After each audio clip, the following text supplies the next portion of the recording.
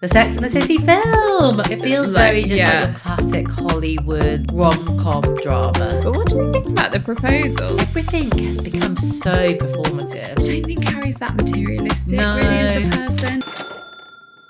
Welcome to Help Me I'm Poor, the money podcast that's more Vivienne Westwood than Nvidia.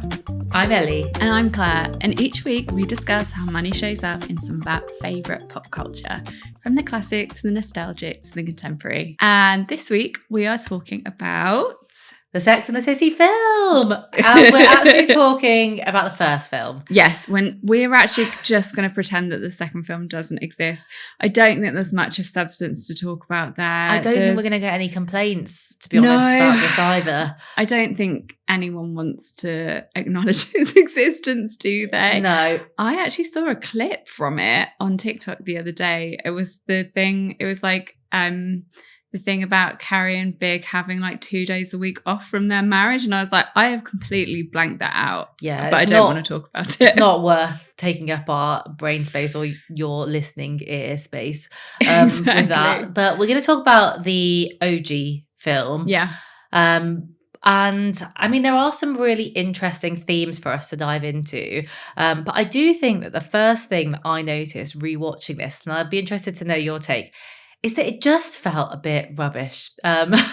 Compared to the series, like it just feels fake. Do you know what I mean? Like there's no depth to like what's going on for the characters compared to in the series, where it really feels like there's all these layers.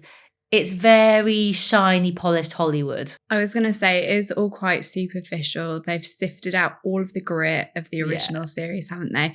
I actually would say, and we can do maybe a bit of a plot summary in a second, but I would say the one storyline that felt like it belonged in the original series was the Steve cheating storyline. Yes. And the way that his and Miranda's relationship like shatters and then they make the choice to bring it back together. I mean, that is their whole shtick, isn't it? So that felt like it belonged in the original. And I feel like sort of in contrast to what we'll discuss in the next episode, Miranda still does feel like Miranda in this like installment of the series. So like, as we'll talk about in a minute, she is still the friend who's sort of challenging and like saying, oh, have you thought about this? Have you thought about that?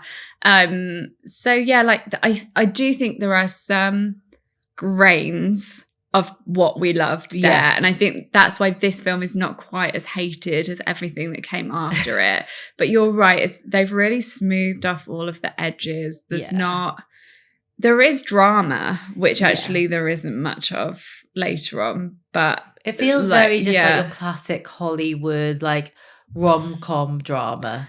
And the montages, like I could do without the montages. I actually skipped through the montage of Carrie trying on all of her different outfits because I just couldn't. Yeah. Like it was just too. So it was over the edge of cheesy, I think. So shall we do a little bit of a plot summary of each character of where we're at? So do you want to kick off with Carrie? Yep. So Carrie and Big are still together and they decide to get married. It's not the most romantic proposal in the world. He's like, well, I want to be with you. So if you want to get married, fine. Then they have this sort of like brief engagement. He asks her if she wants a diamond. She's like, no, I'll just have a walk-in closet in this. They move in together or I think they're already living together, aren't they? But they buy a place for themselves. And then very famously, Big jilts Carrie at the altar in her Vivienne Westwood gown at the library, at the New York Library. And it's very, very dramatic. And then she kind of puts her life together with the help of a new assistant and also obviously with the help of her friends. And then we end on kind of them getting back together and getting married in like a much simpler way, which I have some thoughts on as well. Yeah. And let's jump next to Samantha, who is living in Hollywood.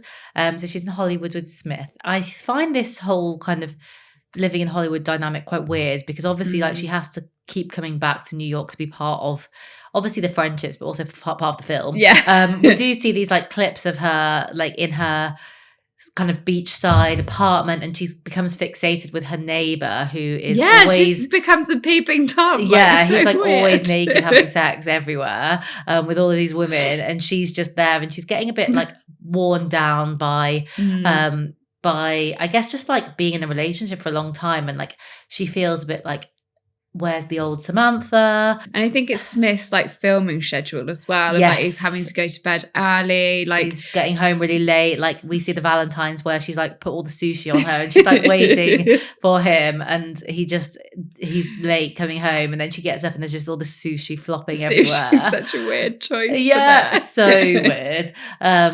It's very LA. It is very LA. I could eat a little bit of sushi, actually. It's making me think of that. But yeah, and then ultimately, like, she kind of goes back to herself and decides that she wants to be like putting herself first. Yeah, we have this repetition of like probably Samantha's most famous line, which has really like made its way into the discourse, hasn't it? Which is like, I love you, but I love me more. I was sad to see the end of this relationship. I just thought that they were so good for each other. I do sort of subscribe to the view that just because the relationship ends doesn't mean it's been a failure. But I liked Smith. I think he's like potentially the best man of the original series. Hard to know because you don't know him that he doesn't have much of an inner life, does he? But he seems quite solid. Unlike Steve. Unlike Steve. So we do see more toxic Steve here. Still love him. Still will make any excuse for him. But he does shag someone else. Which is very sad. And the scene where he tells Miranda, again, this feels like old Sex and the City. Like he's upset, she's upset. It feels really raw. It feels quite real. It feels like the way that conversation might actually go of like, nobody really knows what to do next. And so they do separate and then they kind of find their way back to each other. They have this whole thing of sort of like meeting on the Brooklyn Bridge if they want to make it work, which is very symbolic of their relationship, obviously, because there's the whole thing about moving to Brooklyn. But ultimately, that sort of catalyzes what happens in Carrie and Big's relationship as well, because Miranda is so wounded and so hurt, and she says to Big that him and Carrie are crazy to be getting married, and that's what spooks him, or that's what Carrie thinks has spooked him anyway. And there's the sort of devastation in this movie. It's like it's quite emotionally like bleak in places, but there's that the scene in the restaurant for Valentine's Day where it's all like hearts and balloons, where Miranda tells Carrie what she says to Big. And I actually fucking love a Miranda and Carrie argument. They have the best arguments and it really hits like a real friendship. They know how to hurt each other. They are good enough friends to like be honest with each other and to admit when they've made a mistake, but also to call each other out on their bullshit. Like it feels quite authentic to me. And I do think that we lose all authenticity from this point on, basically. But I do think there's still like a bit of a seed of that there. Samantha is not really herself. Like she's sort of like she's really like caricature of herself. I think they've made her so, she was always very like, she was always like the most sex-centric character, obviously, but they've turned her into some sort of weird like sexual predator slash it pervert. Kind of feels a bit like a meme of her. Like it didn't like it at all, really. And then there's the weird storyline where like she's like wearing a short top and she's got like a still very slender frame, but everyone's like, oh my god, you got so fat, you must be so unhappy. Weird. Awful. It was so like, again, like naughties. Like even though I kind of feel like it should have been like past that by then, but I was watching that and I was like, are they saying like, what am I hearing this right? Like that she's saying she's like eating Anthony. How she feels or something. It's obviously Anthony who comes in and is like, Jesus, what's in the gut? Like, as if anybody would notice like that tiny amount of stomach that is like totally normal as well.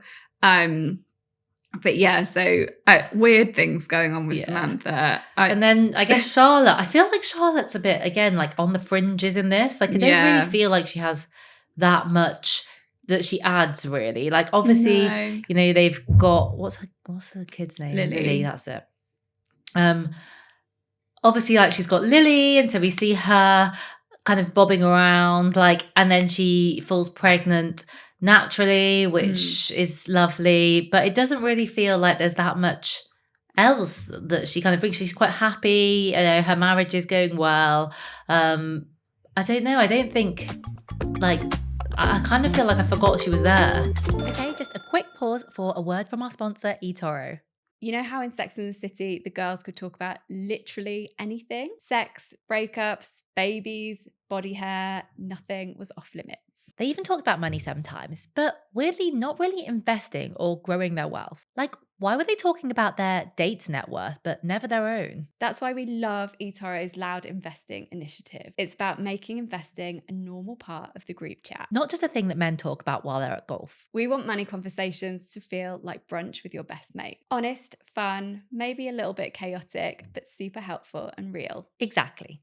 And with eToro, investing feels social. You can learn from others and build confidence without pretending that you've read The Economist from cover to cover. So if you've ever felt like the odd one out in money conversations, eToro is your invite to the table. No shame, no jargon, just women investing loudly. This episode of Help Me I'm Poor is sponsored by eToro. Search Loud Investing with eToro to find out more and join the movement. And just so we're clear, everything we talk about here is for information and education only. It's not financial advice, personal recommendations, or an offer of any kind. Always do your own research. eToro is a multi-asset investment platform. The value of your investments may go up or down, and your capital is at risk.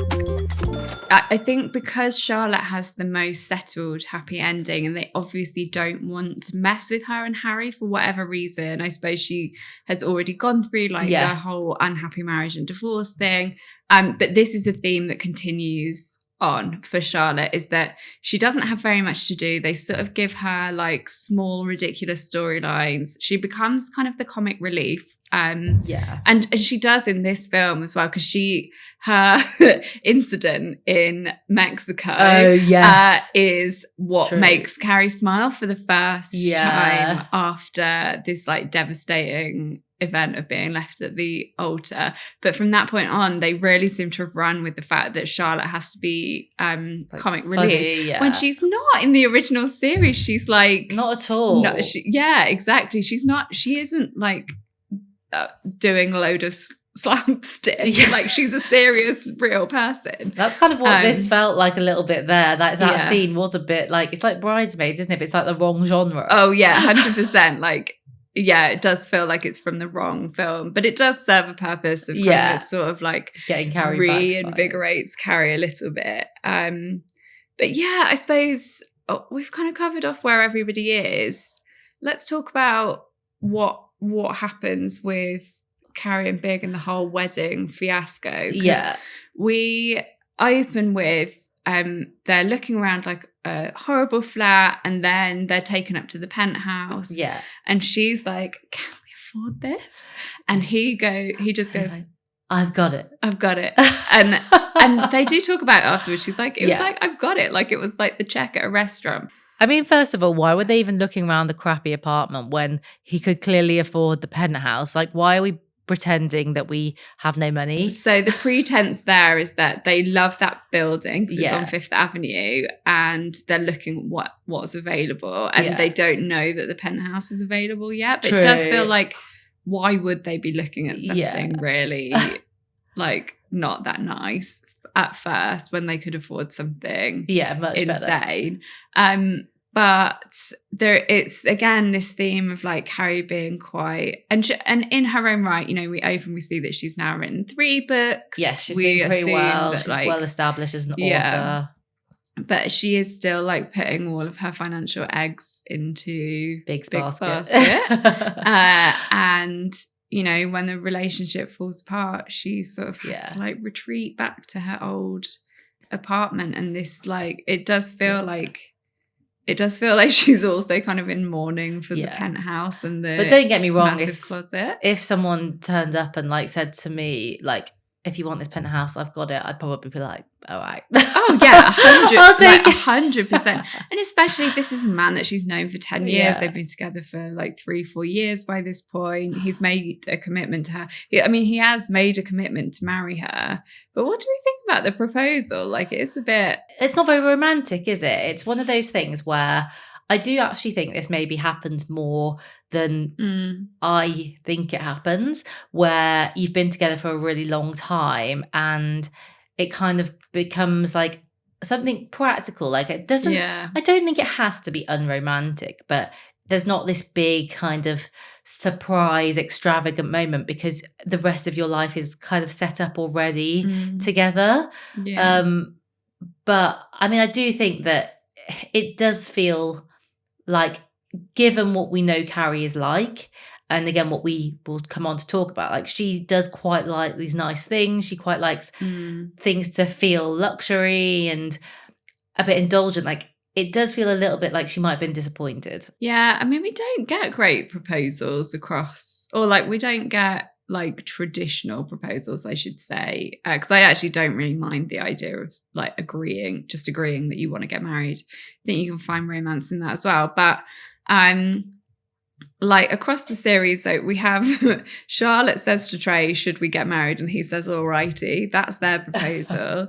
Then we have Miranda and Steve, where they just agreed to get married. But that is quite nice. Like it's autumn and they're drinking these big steins of beer. It's quite like, feels nice. Charlotte and Harry comes after the big argument where she's really mean to him and says that like people in the street look at them and like basically she's impatient for her ring. And then the proposal after that is does sweet. make me cry though. Yeah, what? The proposal. Yeah, the proposal when he goes and she's at the Jewish meeting, aren't they? Yeah, like it's like a dating event. Yeah. And someone's like, oh, all that's left is the fatties and the boldies. And he walks in. and Carrie's voiceover is like, and Charlotte could only hope that one of them was her baldy. Yeah. Like some of the voiceovers, when you look at what's actually said, you're like, and I cannot believe this is on TV. Yeah. But it worked. Look, we're not going to argue with it. That was actually a really nice moment in the end. Oh, so nice. And she sees him across the room and he's looking like really dapper and he's got the ring in his pocket. And it just, it brings a little tear to my eye. That proposal. I think because she's like really welling up as well. And she's like, I don't care if you ever marry me, just please, would you like take me on a date?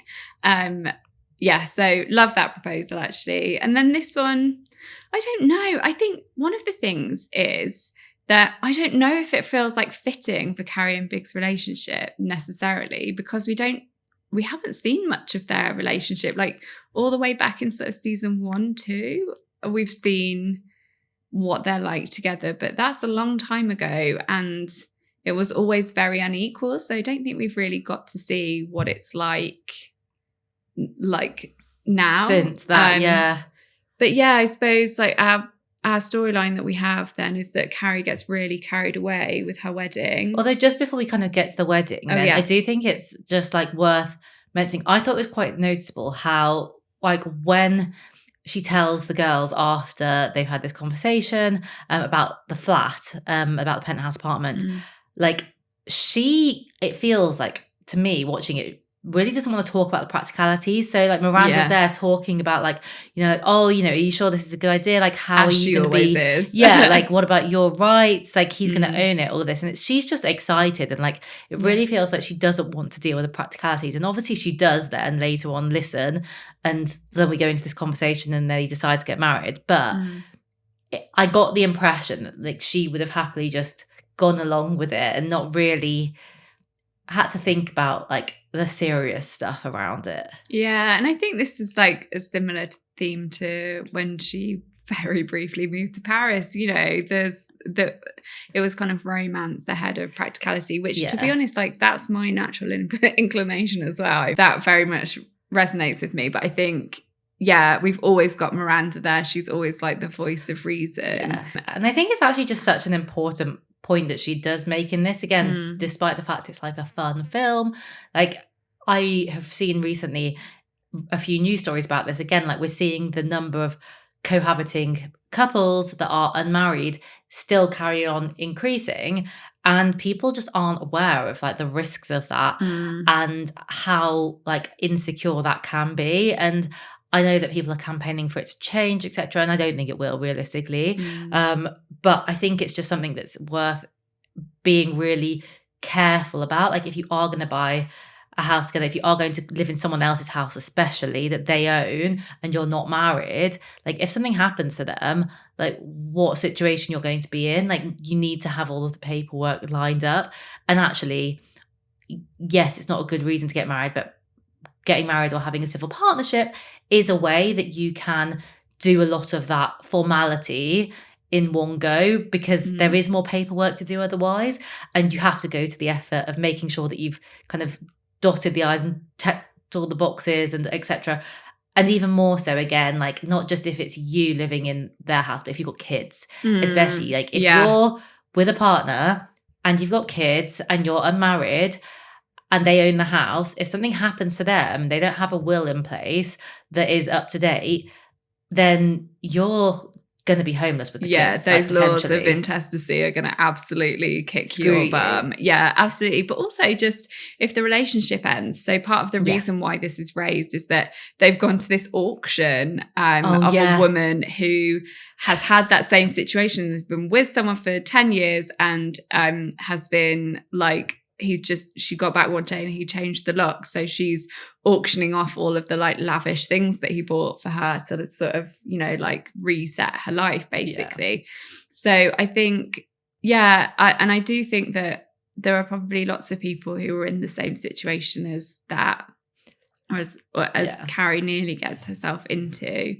But then we see her, like they do agree to get married, and we see like the wedding plans very quickly spiral. And we talk about weddings like a reasonable amount on this podcast. Love a wedding chat. But we do love a wedding chat. And I do think it's funny how in the initial idea gets so inflated to the point where, and like this is not an excuse for Big, because there's no excuse for jilting someone, but obviously the size of it like really spooks him.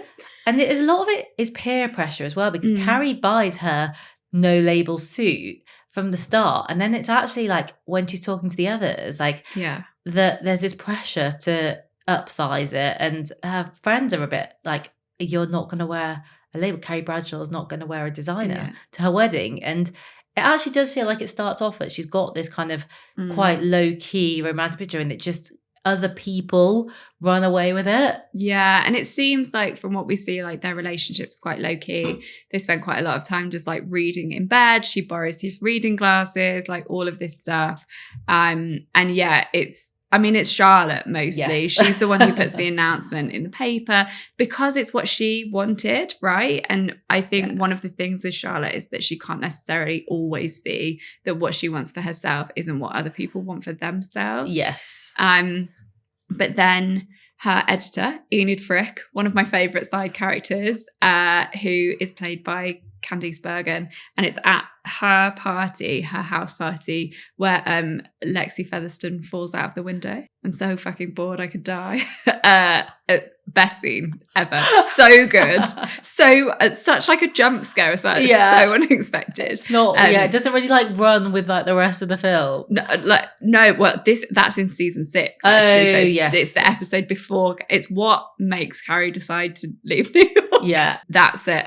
Enid's party. Yes. Enid comes back into the film and asks Carrie to be like featured in Vogue. Yeah. And so this again, like once the spotlight is on you and your wedding, and we've talked about influencer weddings, but I do think that like, if your wedding is going to be like heavily featured on your socials, or if it's going to be featured in a magazine or whatever, are you then making choices for that reason rather than because they're what you actually want? 100%. I feel like there's not really a way around it, is there?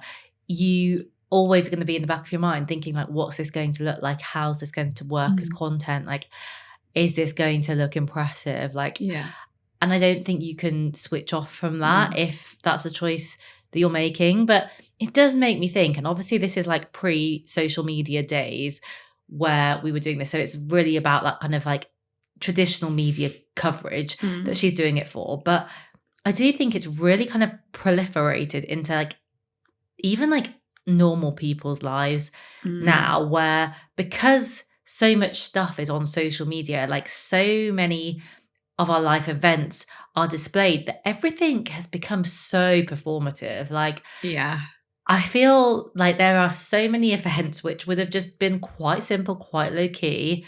Yeah, like before. kids' birthday parties and stuff, and like gender reveals. Oh my God. Like, I mean, gender reveals are killing people.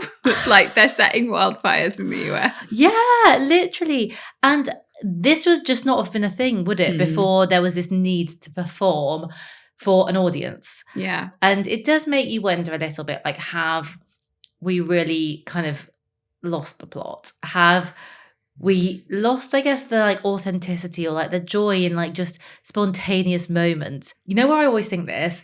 It's when I see people recording themselves doing pregnancy tests. I understand a little bit, if I try really hard, like why you might record that moment. But I'm not being funny. I can't imagine ever recording myself taking a pregnancy test. Like sharing it. Yeah, let alone sharing it. And then like recording all like your family's and friends' reactions. Like I understand, some people really like want to look back on those memories. But to me, like there's just something that would ruin it if I'm having to set up the camera shot to then film. Also, your family are like, why are you setting up a camera? Like, what you got to tell us? Yeah, I just think it's all quite strange when you actually think about it. Yeah, it feels really contrived, doesn't it? Yeah. But I don't know, because I'm fully on board with all of that stuff. And I do like, it's obviously it's breadcrumbed a little bit that like Big's finding this too much and it's uncomfortable. And obviously we have our villain of the piece, Lily, who takes Carrie's phone when he's trying to get in touch with her on the day, when he's having a bit of a wobble. But when we come back to it at the end, it is then that their wedding has to be made like really, really small in order for him to feel okay doing it. And it's worth mentioning as well that for him, this is his third wedding as well. So he does say that, like, and I think that kind of explains a little bit why he's like over the big wedding thing. But he's also marrying Carrie and it's her first wedding. Yeah, exactly. And so I think there's like maybe a compromise to be made. But, they're happy in the end after. I don't know if I could ever forgive someone for doing that to me, because just the embarrassment. Yeah. And then it was all so public. Yeah. And so dramatic. Like why could he not have told her like a day or two before? Like, don't just wait till the morning when there's a chance you won't be able to get hold of her. Yeah. It's such a horrible like thing to happen. Yeah. I hate the moment in the film. I just can't do it. But we do then have all of the financial fallout of that. Of like this life that she sort of thought that she was going to have. And I know she loves labels and all of that stuff. I don't think Carrie's that materialistic really as a person. Like, she loves fashion. Yeah. But everything else, like, she's lived in that studio apartment for years. She's not ever really like... And she seems more sort of romanced by the idea of the penthouse than being like, I don't think she's like money grabbing. No, particularly. I think that's also like a really important distinction there between like the love of the labels for the fashion and the materialism. Like, I agree. I don't think she buys things that are expensive because they're expensive. She buys them because she loves them and like appreciates the fashion and the labels, not just because they're expensive. It just happens that they're expensive because they are these luxury items. And in the early series, she does like, obviously we're in the realms of the ridiculous now, but in the early series, she does sort of mix like sort of thrift stuff with high fashion. Well, she does say that's where she got her suit from. The wedding suit was from a vintage shop. Yeah, I wouldn't see her necessarily as being super like materialistic or money grabbing, but it would be great to hear from any listeners. Do you think that she is or she isn't? Yeah. I just don't think I don't think so. And also, again, like we talked about this last week, but when you look at like her dating history, you know, she's dated people like Berger who aren't wealthy and aren't flashy. Like, so she's not just chasing men with money, even though she just happens to end up with a lot of them. But I think that's also probably the circles that she's in, and like she's quite like society and she's out all the time. So you're going to come across a lot of wealthy New York men.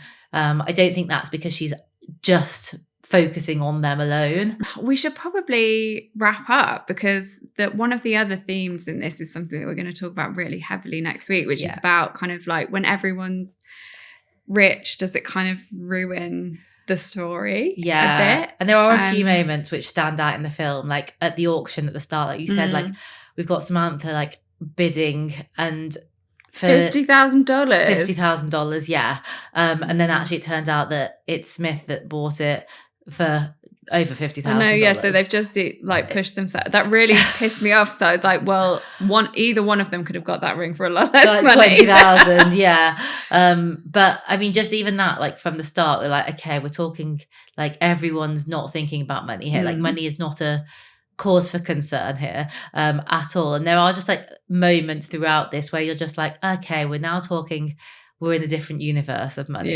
But as you say, we'll get on to that next week. So we might as well wrap up. We will. I'm sorry that we're into the sad years of Sex and the City. It's probably the last thing that's bearable. But please do still listen next week.